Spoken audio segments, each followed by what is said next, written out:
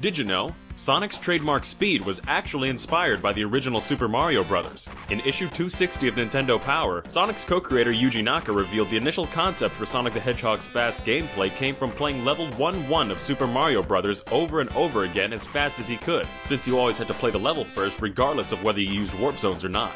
Naka said, "I always tried to get through the level as fast as I could, and that inspired the initial concept for Sonic the Hedgehog." Sonic's design itself had different inspirations. Sonic's shoes were inspired by Michael Jackson's boots and the color scheme of Santa Claus. Sonic's personality was, interestingly, inspired by the 42nd President of the United States, Bill Clinton.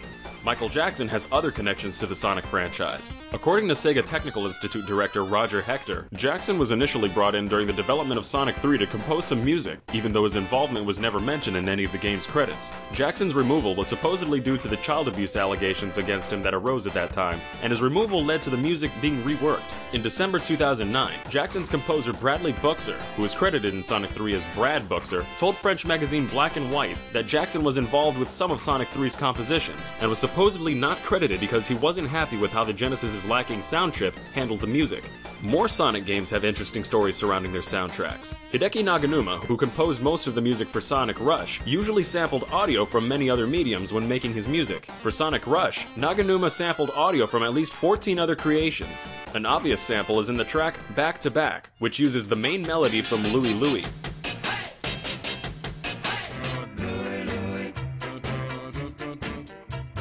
Others are harder to spot, such as the track Wrapped in Black, which bizarrely uses audio sampled from a speech by human rights activist Malcolm X. Sonic's popularity reached farther than most video game icons. In 1993, Sonic the Hedgehog was chosen to be the first video game character in the Macy's Thanksgiving Parade. Unfortunately, the balloon popped on its one and only flight by being pushed into a lamppost by strong gusts of wind, hurting a child and a police officer on its descent. Because of this, the balloon was retired.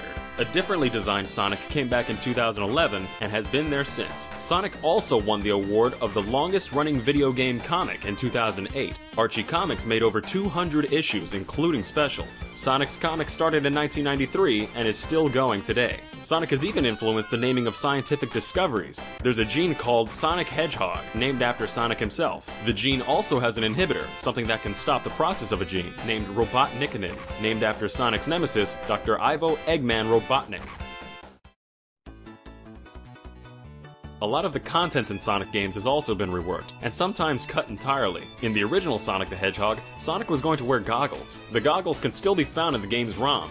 It was originally thought they were an item that helped Sonic breathe underwater, but one of the game's developers, Dean Sitton, stated the goggles were simply a cosmetic change and appeared whenever Sonic was underwater. There's also a cut enemy in the game's data named Splats. Splats has no programming attached to it. Interestingly, Splats appeared several times in promotions during Sonic's development. It was featured in a set of promotional trading cards for the game, on the box of a collection of Japanese Sonic figures, and was even featured in Sonic the Comic and Archie Comics' Sonic the Hedgehog. Sonic 2 has several cut areas. The most well-known cut area is Hidden Palace Zone. Hidden Palace Zone was never completed, but most of the first act is playable in two of the game's known prototype builds. It was one of the first zones created, but wasn't updated much after the initial phase of development. Yuji Naka revealed the zone was originally going to be a place where the player would warp to after collecting all 7 Chaos Emeralds. The player would then be able to transform into Super Sonic, but the idea was ultimately scrapped and the ability to transform into Super Sonic was given to the player from the get-go. The zone is accessible in the final version of Sonic 2 by using a Game Genie code, but almost all of the artwork is missing and the zone is essentially unplayable. The zone also had 3 enemies that were ultimately unused, 2 dinosaurs resembling some kind of theropod and a stegosaurus, and a bat.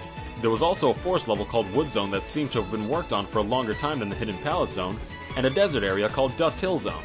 Dust Hill Zone seemed to be based on American deserts and was cut due to time constraints. Another zone named by fans, Rock Zone, was going to be Dust Hill Zone but at a previous point in time. There was also going to be a winter-themed zone based on Dust Hill Zone, where all the cacti were replaced with Christmas trees. Metropolis Zone was originally only 2 acts long, but it became 3 when another zone was reworked and merged with it. This zone was called Genocide City Zone.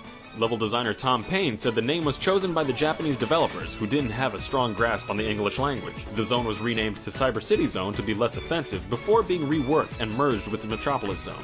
Even entire games in the franchise have been reworked. Sonic 2 and Sonic CD were originally planned to be essentially the same game, as were Sonic 3 and Sonic & Knuckles. Sonic 2 and Sonic CD naturally grew apart and became separate games because the developers were in two different locations, but Sonic 3 and Sonic & Knuckles became two separate games because of time constraints and manufacturing costs. Splitting the game into two parts gave the team more time to finish the second half. The Sonic World level in Sonic Jam was originally going to be a full 3D Sonic game and was actually a prototype for Sonic Adventure. Due to technical issues and the upcoming release of the Dreamcast, the project was moved away from the Sega Saturn in favor of the Dreamcast, and whatever work they had done on the Saturn was turned into Sonic World.